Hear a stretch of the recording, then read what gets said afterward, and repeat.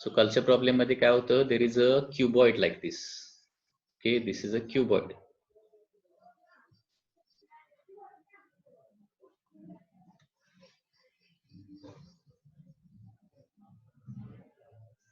There is a cuboid आणि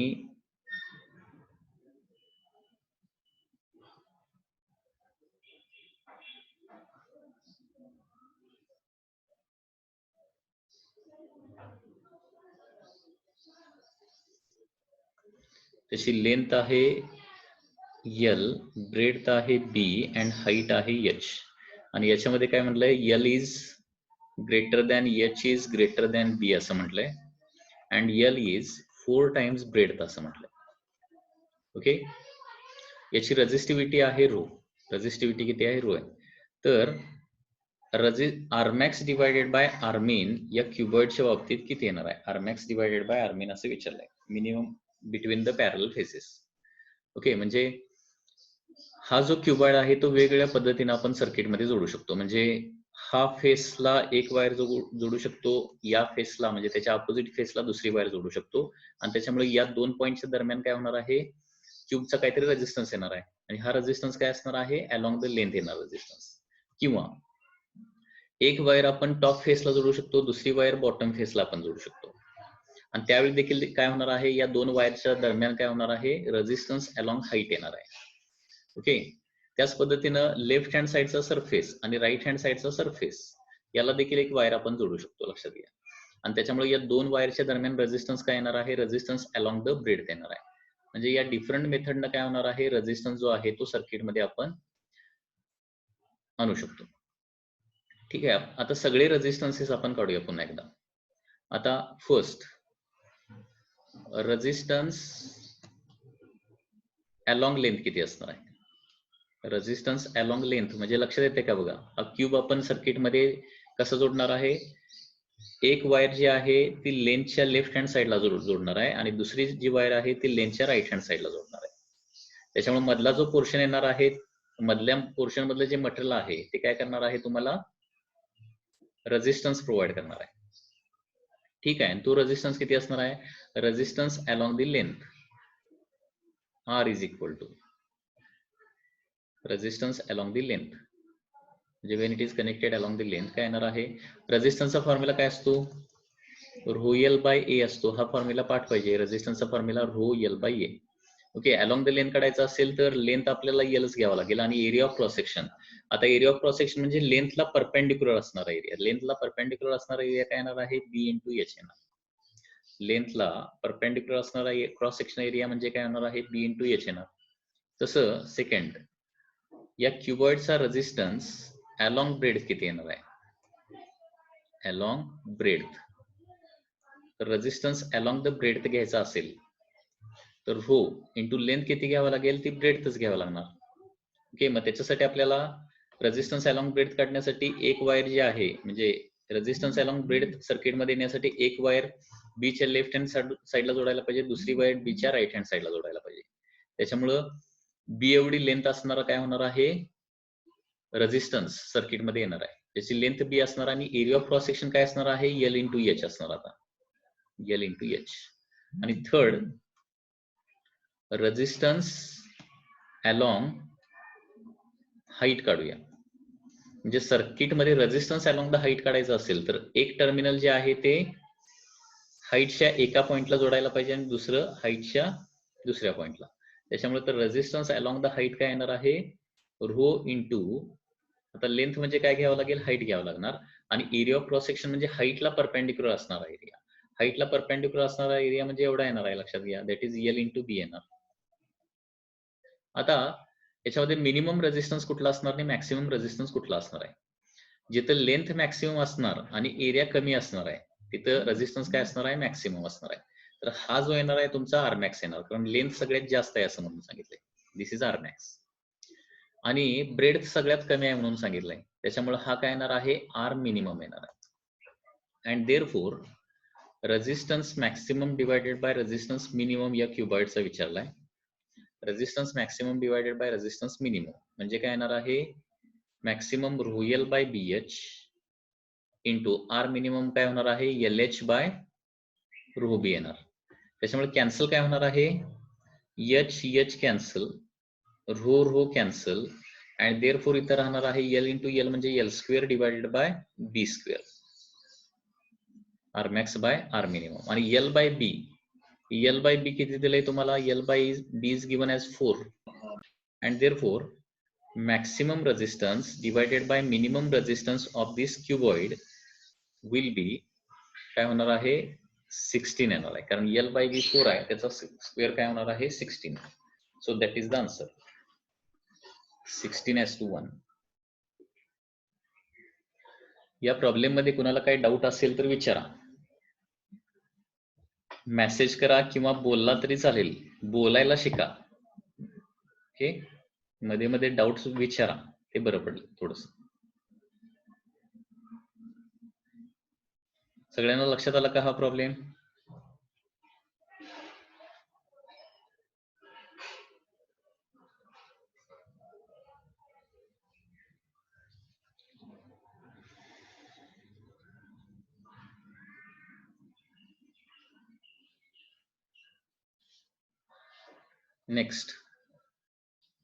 next problem एक बघूया. Calculate the electric field in copper wire. Calculate electric field in copper wire find out करायचा. Electric field find out करायचा आहे in copper wire. Calculate electric field in copper wire of area of cross section 2 mm square and carrying a current of 1 ampere. Here conductivity म्हणजे sigma असं म्हणतो आपण. Conductivity 6.25 into 10⁷ Siemens पर metre.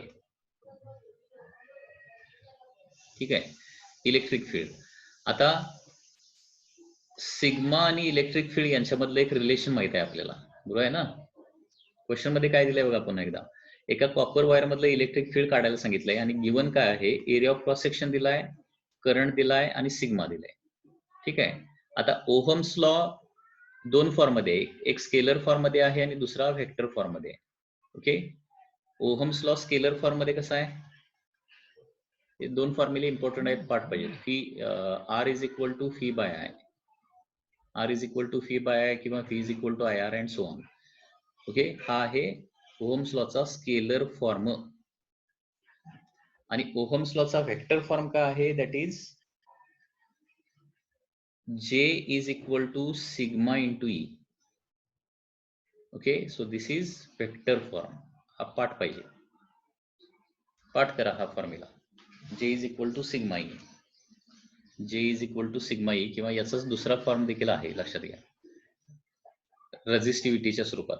म्हणजे sigma म्हणजे conductivity आहे ना, conductivity, आणि 1/, resistivity म्हणजे कंडक्टिव्हिटी. सो 1/, रो LHS ला येऊ शकतं, म्हणजे रेझिस्टिव्हिटी प्रॉब्लेम मध्ये जर दिलेली असेल तर. हा व्हेक्टर फॉर्म मध्ये आहे, ohm's law in vector form. तर दोन्ही फॉर्म लक्षात ठेवा, ohm's law in scalar form, ohm's law in vector form. Scalar form काय तुम्हाला पाठच असणार आहे, 10th पासून तुम्ही स्टडी करताय, R is equal to fee by I. Vector form मधला जो फॉर्म्युला आहे तो जरा पाठ करा, J is equal to sigma E. काय फॉर्म्युला आहे, J is equal to sigma E. आता इथं व्हॅल्यू ठेवूया ना डायरेक्टली. आता J म्हणजे काय असतं रे, J म्हणजे करंट डेन्सिटी असतं, करंट डेन्सिटी. करंट डेन्सिटी असं कसं काढतो आपण, I बाय ए या फॉर्म्युलानं, सिग्मा ई. ठीक आहे, आपल्याला ई क्वेश्चन मध्ये काढायला सांगितलंय, अँड देअरफॉर ई चा फॉर्म्युला येणार I divided by sigma A. इथं व्हॅल्यू प्लेस करूया सगळ्या. We will get the electric field. E म्हणजे काय, इलेक्ट्रिक फील्ड किंवा electric intensity in that copper wire. So I किती आहे 1 एम्पियर, डिवायडेड बाय सिग्मा किती आहे 6.25 into 10⁷, आणि एरिया किती आहे 2 mm स्क्वेअर. mm स्क्वेअर म्हणजे किती होणार रे, 1 mm म्हणजे 10⁻³ मीटर, आणि स्क्वेअर असल्यामुळे 10⁻³ चं 10⁻⁶ होणार. सो अशा प्रकारे 1 डिवायडेड बाय 6.25 into 2, त्याचा डबल किती होणार आहे 12.5 into 10⁻, डिनॉमिनेटरला काय येणार आहे 1 येणार, न्यूमरेटरला गेल्यानंतर 10⁻⁻1. ओके, याचं कॅल्क्युलेशन केल्यानंतर आन्सर येतं 8 into 10⁻3. volt per meter. And that is the answer.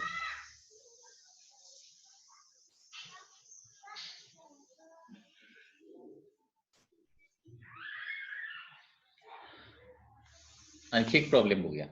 A copper wire has resistance.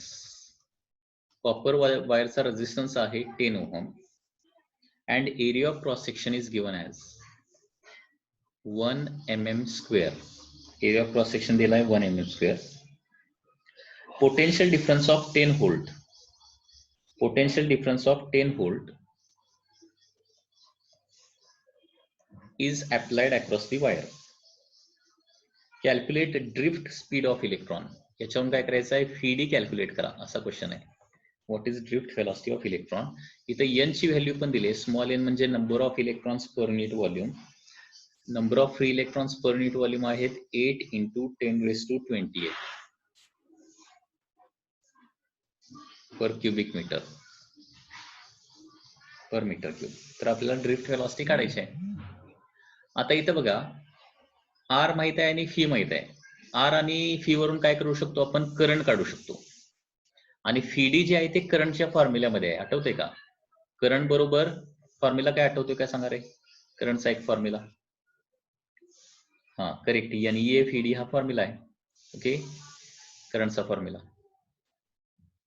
So करंटचा फॉर्म्युला आहे NEA-FD. सगळे फॉर्म्युले पाठ करायला पाहिजेत बघा, त्याच्याशिवाय पर्याय नाही. मग आय माहिती पाहिजे ना. आय म्हणजे काय असतं, phi by R. Voltage divided by resistance म्हणजे करंट असतं. NEA-FD. याच्यावरून FD चा फॉर्म्युला काढूया. So drift velocity is equal to phi divided by NEA. याच्यामध्ये सगळ्या व्हॅल्यू प्लेस करूया. व्होल्टेज किती आहे, 10 व्होल्ट. n किती आहे, 8 × 10⁻28. E म्हणजे चार्ज ऑन इलेक्ट्रॉन असतं. 1.6 × 10⁻⁻19. आणि area of cross section 1 mm square म्हणजे 10⁻⁻6. ओके, सो हे कॅल्क्युलेशन तुम्हाला आता करावं लागेल. सो 1 डिवायडेड बाय 8 × 1.6 डिनॉमिनेटरला राहणार 8 × 1.6. आणि पॉवरचं कॅल्क्युलेशन बघूया आता. -19 आणि -6 म्हणजे किती होणार, -25. -25 आणि 28 म्हणजे 10⁻³ आणि 10⁻³ न्यूमरेटरला गेल्यानंतर 10⁻³ होणार. आणि 10⁻³ आणि 10 म्हणजे 10⁻² फायनली राहणार आहे. 10⁻². ओके, तर हे कॅल्क्युलेशन जे आहे ते आता तुम्हाला करावं लागणार आहे. अप्रॉक्सिमेटली करायचं असेल तर 16 8 किती असतं, 12.8. हा म्हणजे 1.6 असल्यामुळं 12.8 येणार इंटू 10⁻².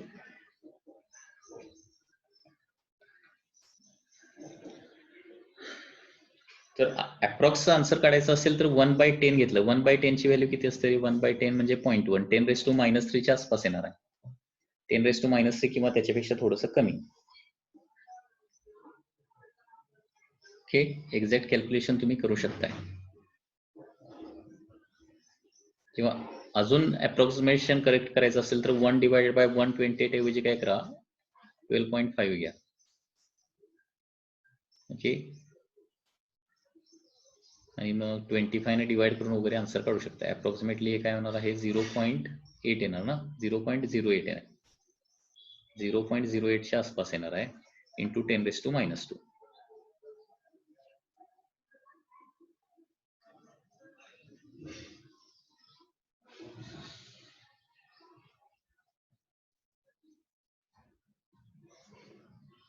हा रेजिस्टन्स लिहायचा राहिला का आपला, सॉरी, ड्रिफ्ट वेलॉसिटी रेजिस्टन्स लिहायचा राहिला. 1 मिनिट.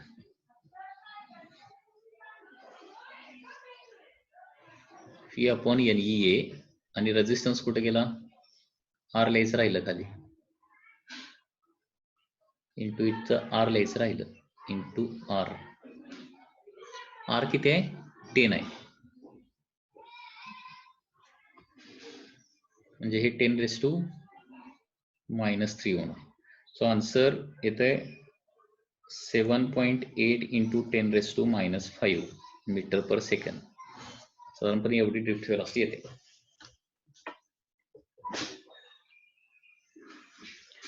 ओके.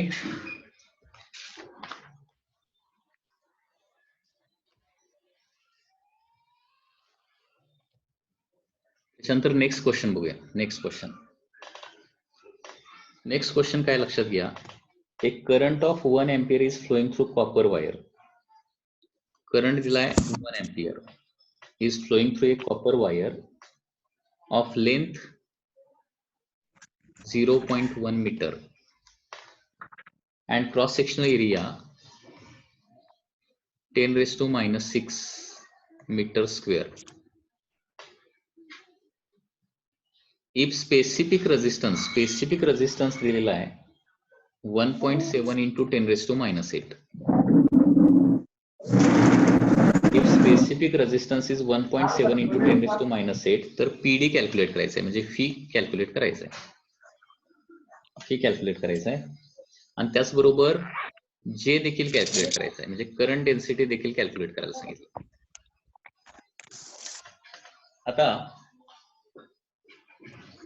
हे बघा, पीडी कॅल्क्युलेट करायचं, फी कॅल्क्युलेट करायचं असेल तर फॉर्म्युला काय आहे. Phi is equal to ohm's law नुसार फी इज इक्वल टू काय येणार सांगा. By ohm's law IR. Correct. Phi is equal to IR. मग आय इथं क्वेश्चन मध्ये दिसतंय तुम्हाला दिलेले, गिवन मध्ये आय दिसतंय, मग आर काढावं लागेल ना. आर कसं काढणार मग इथं. रेजिस्टन्स माहिती पाहिजे. रेजिस्टन्स कसा कॅल्क्युलेट करणार.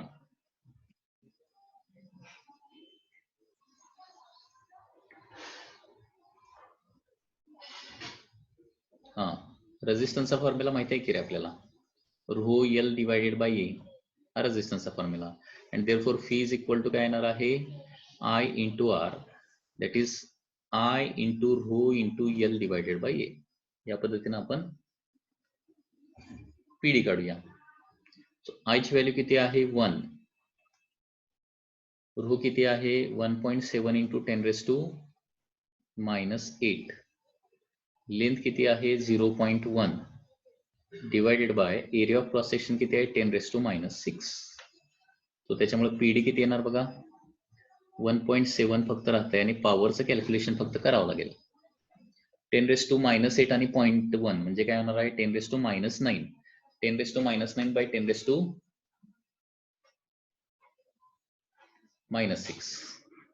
ओके. सो 10⁻⁻³ व्होल्ट येणार. 10⁻⁹ डिवायडेड बाय 10⁻⁻6 म्हणजे 10⁻⁻3. Okay. So this is the PD voltage मध्ये आलेला आहे. आता करंट डेन्सिटी काढायचं आहे. करंट डेन्सिटी काढणं खूपच सोपं आहे, कारण करंट डेन्सिटी म्हणजे करंट डिवायडेड बाय एरिया ना. करंट किती आहे 1 एम्पियर आहे आणि एरिया किती आहे 10⁻⁻6. सो करंट डेन्सिटी येणार आहे 10⁻⁶ ampere per metre square. That is the answer.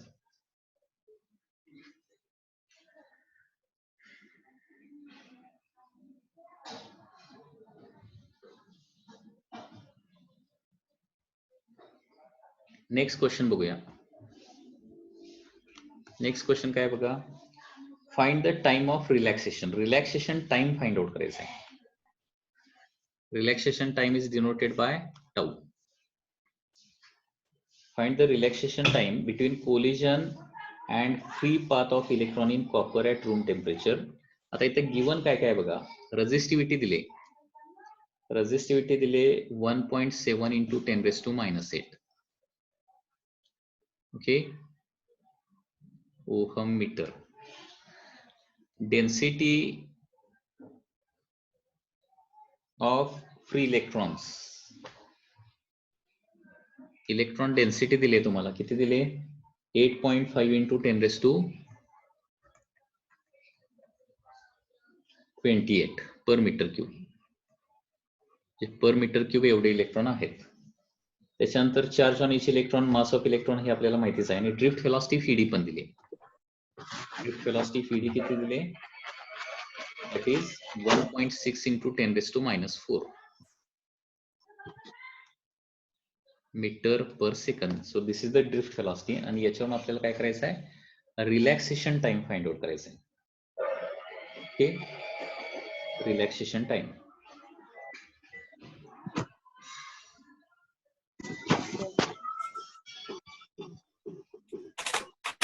तर याच्यासाठी आपल्याला कुठला फॉर्म्युला माहिती पाहिजे, रेझिस्टिव्हिटीचा फॉर्म्युला माहिती पाहिजे.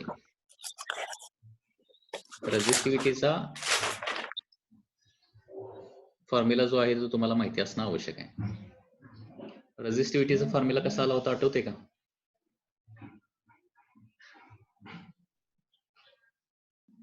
हे बघा, फॉर्म्युला काही वेळेला आठवत नाही, त्याच्यामुळे फॉर्म्युला काय करावं लागेल तुम्हाला, एकतर पाठ करावा लागेल, पाठ करून देखील आठवला नाही तर डिराईव्ह देखील करता आला पाहिजे. फॉर्म्युला पुन्हा एकदा डिराईव्ह करून बघूया, रेझिस्टिव्हिटीचा फॉर्म्युला कसा येतोय, पुन्हा एकदा रिव्हिजन होईल. त्याच्यामुळे करंटचा फॉर्म्युला तुम्हाला माहित आहे, NEA असा करंटचा फॉर्म्युला असतो, माहित आहे ना. म्हणजे हा करंटचा फॉर्म्युला आला. आणि याचा ड्रिफ्ट वेलॉसिटीचा दुसरा फॉर्म्युला काय आहे, ड्रिफ्ट वेलॉसिटीचा दुसरा फॉर्म्युला, ड्रिफ्ट वेलॉसिटी कसं काढलेलं होतं, ऍक्सेलरेशन इंटू रिलॅक्सेशन टाइम, माहित आहे ना. ड्रिफ्ट वेलॉसिटी लक्षात ठेवा, basic formula acceleration into relaxation time, आणि ऍक्सेलरेशनचा फॉर्म्युला असतो E into E divided by M. Force by mass म्हणजे ऍक्सेलरेशन, फोर्सचा formula E, Q into E असतो, लक्षात घ्या, E by M into tau. ठीक आहे. आणि आता रेझिस्टन्स काढण्यासाठी E नकोय आपल्याला, पोटेन्शियल डिफरन्स फी माहिती पाहिजे. मग इलेक्ट्रिक फील्ड म्हणजे काय असतं, फी बाय एल असतं, माहिती आहे ना,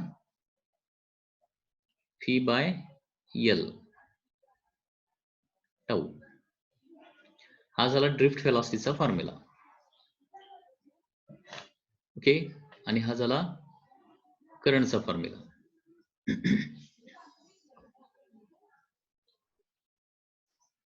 ड्रिफ्ट वेलॉसिटीचा फॉर्म्युला काय आहे, E fee tau divided by ML, आणि करंटचा फॉर्म्युला NEA फी डी असा फॉर्म्युला आहे. ठीक आहे. आता हे फीडीच्या ठिकाणी ही व्हॅल्यू प्लेस करूया, म्हणजे लक्षात येते का बघा, आपण रेझिस्टिव्हिटीचा फॉर्म्युला कसा काढणार आहे. रेझिस्टिव्हिटीचा फॉर्म्युला म्हणजे रेझिस्टिव्हिटीचा फॉर्म्युला RL बाय ए असा आहेच, RL बाय एल. ओके, तसा दुसरा फॉर्म्युला जो आहे तो देखील आपल्याला फाइंड आउट करता आला पाहिजे. इथं व्हीडी जे आहे ते फक्त रिप्लेस करूया, आणि व्हीडी ला रिप्लेस केल्यानंतर काय होणार बघा, करंटचा फॉर्म्युला येणार NEA व्हीडी म्हणजे E fee tau divided by ML. E fee tau divided by M small L किंवा कॅपिटल एल. ठीक आहे. आता व्होल्टेज बाय करंट म्हणजे रेझिस्टन्स असतं ना. बाकीच्या सगळ्या टर्म LHS ला घेतो मी, बाकीच्या सगळ्या टर्म LHS ला घेतल्या तर काय होणार आहे, ML न्यूमरेटरला जाणार divided by N E square A आणि टाऊ येणार ना, N E into E square A आणि tau, that is equal to काय येणार आहे, इकडे आता RHS ला काय राहिलं, फी डिवायडेड बाय आय म्हणजे रेझिस्टन्स राहिलं, आणि R into A by L, RA by L म्हणजे काय असतं तुमचं, रेझिस्टिव्हिटी असतं. म्हणजे A पण RHS ला घेऊया आणि L पण आता RHS ला घेऊया, तर ते काय येणार आहे तुमचं रेझिस्टिव्हिटी. आणि रेझिस्टिव्हिटीचा त्याच्यामुळे फॉर्म्युला काय येणार आहे, resistivity is given bye formula M divided by N E square tau. हा रेझिस्टिव्हिटीचा असा फॉर्म्युला येतो. एक जस्ट रिव्हिजन म्हणून आपण हे डेरिवेशन केलेलं आहे, जस्ट रिव्हिजन म्हणजे रेझिस्टिव्हिटी किंवा रेझिस्टन्सचा फॉर्म्युला कसा काढायचा. तर करंटचा फॉर्म्युला तुम्हाला पाठच आहे, NEA फीडी, आणि फीडीचा फॉर्म्युला देखील तुम्हाला पाठ असतो.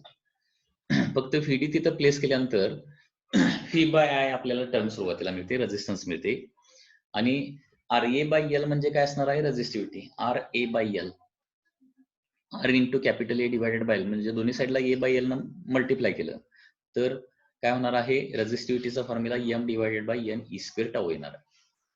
आता क्वेश्चन मध्ये काय विचारलंय आपल्याला, काय फाइंड आउट करायचं आहे, रिलॅक्सेशन टाइम फाइंड आउट करायचा आहे. सो देअरफॉर रिलॅक्सेशन टाइमचा फॉर्म्युला याच्यावरून काय येणार बघा, रिलॅक्सेशन टाइमचा फॉर्म्युला येणार आहे tau is equal to M divided by, म्हणजे टाऊला फक्त RHS ला घेतो आणि रोला LHS ला घेतो, so M divided by N E square into काय येणार आहे, रो येणार, N E square by rho. आणि याच्यामध्ये सगळ्या व्हॅल्यूज आता प्लेस करूया.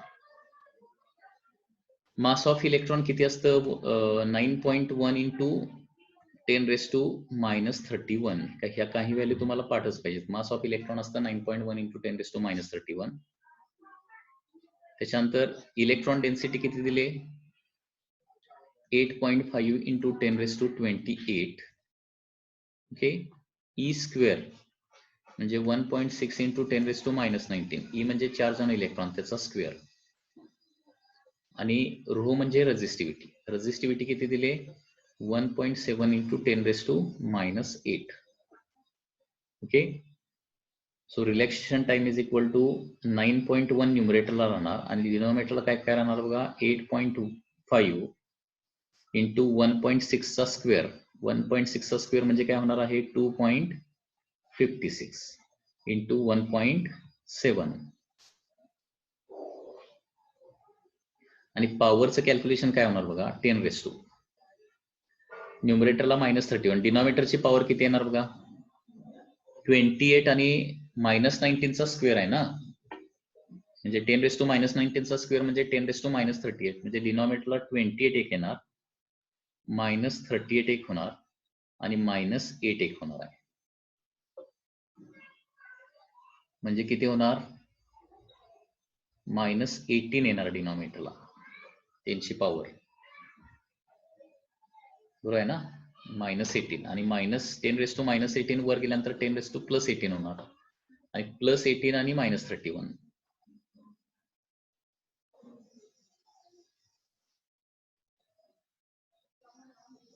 (10⁻13 होणार,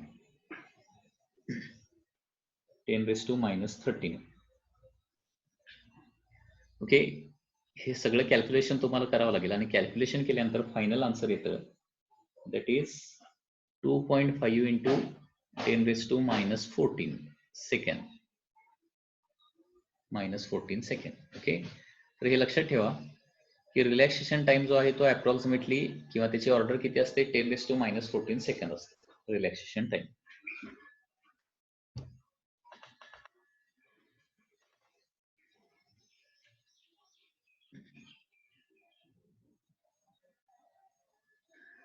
त्याच्यासाठी सगळे जे फॉर्म्युले आहेत ते व्यवस्थित पाठ पाहिजेत. फॉर्म्युले पाठ नसतील तर अवघड होणार आहे.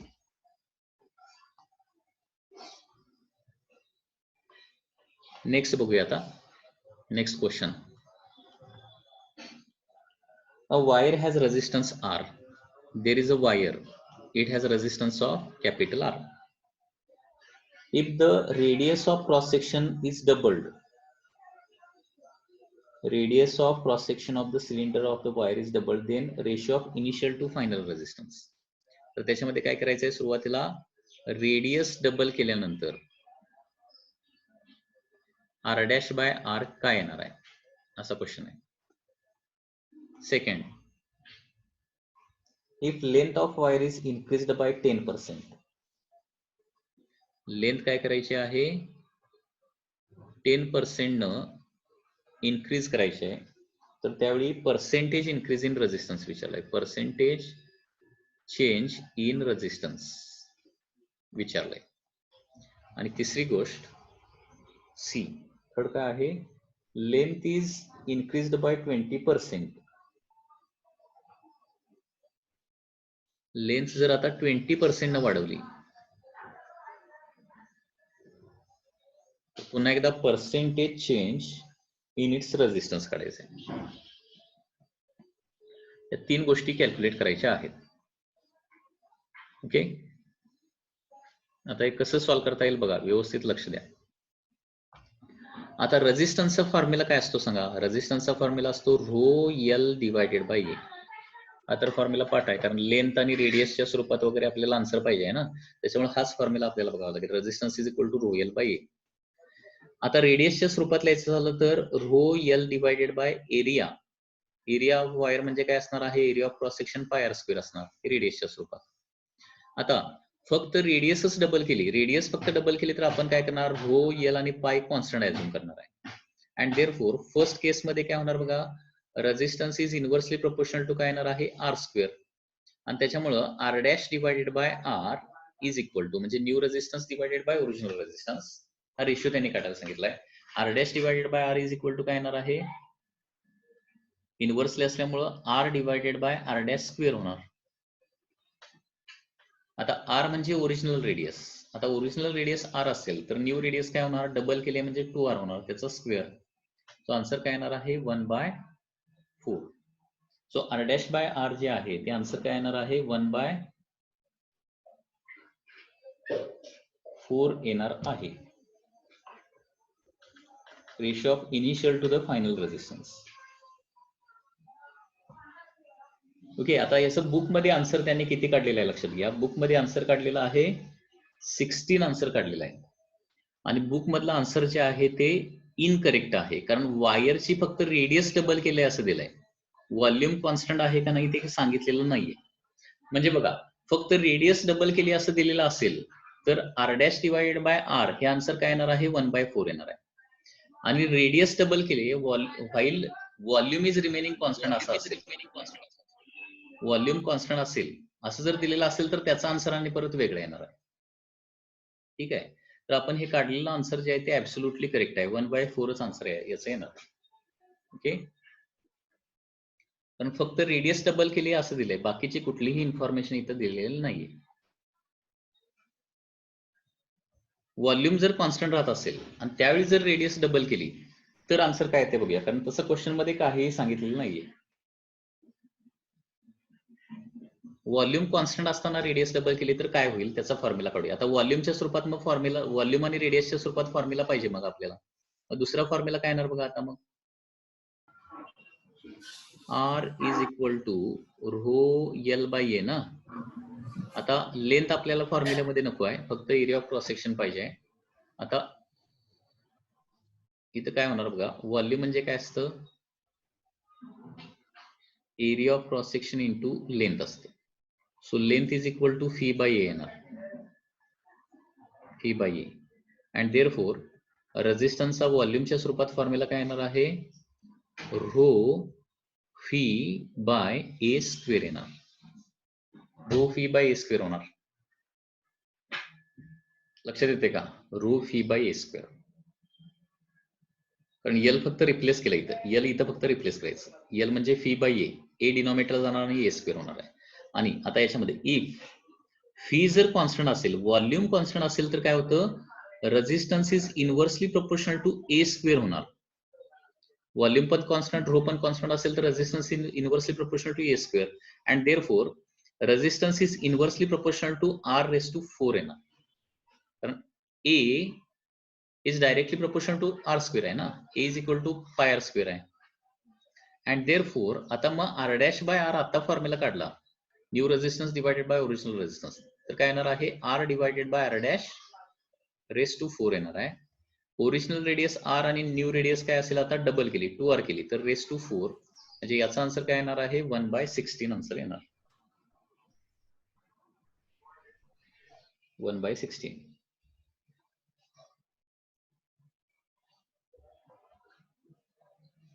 That is final by initial. Initial by final हा रेशो क्वेश्चन मध्ये विचारलाय, सॉरी इनिशियल बाय फायनल काय येणार आहे 16 आन्सर येणार मग आर बाय आर डॅश. त्याच्यामुळं क्वेश्चन मध्ये क्लिअरली हे तुम्हाला सांगितलेलं असलं पाहिजे की फक्त रेडियस डबल केली आहे आणि बाकीचं काही चेंज केलेलं आहे की नाही, किंवा रेडियस फक्त डबल केली आणि व्हॉल्यूम त्यावेळी कॉन्स्टंट राहिले, हे सगळ्या गोष्टी त्या क्वेश्चन मध्ये सांगणं अपेक्षित आहे. तर क्वेश्चन मध्ये जर असं काही सांगितलेलं नसेल तर या क्वेश्चनचा आन्सर 1/4 पण येऊ शकतं. Okay, R dash by R किंवा आर बाय आर डॅश किती येणार, मग इनिशियल टू फायनल विचारलेलं असेल आर बाय आर डॅश 4 येणार, म्हणजे आर बाय आर डॅश 4 पण आन्सर येऊ शकतं आणि आर बाय आर डॅश 16 पण आन्सर येऊ शकतं. ओके, दोन्ही आन्सर करेक्टच आहेत. हे आन्सर कधी येत आहे, फक्त रेडियसच डबल केले, बाकी काहीही चेंज केलेलं नाही. आणि हे आन्सर कधी येणार आहे, व्हॉल्यूम जर कॉन्स्टंट राहत असेल तर. Okay, if volume is remaining constant. Okay, सेशनचा टाइम थोडासा राहिलेला आहे, त्याच्यामुळे रिजॉईन करायचं आहे आणि रिजॉईन केल्यानंतर आपण हा जो पार्ट आहे तो पुन्हा एकदा व्यवस्थित डिस्कस करणार आहे. हा पार्ट इम्पॉर्टंट आहे आणि तो तुम्हाला व्यवस्थित लक्षात ठेवावा लागेल. ठीक आहे.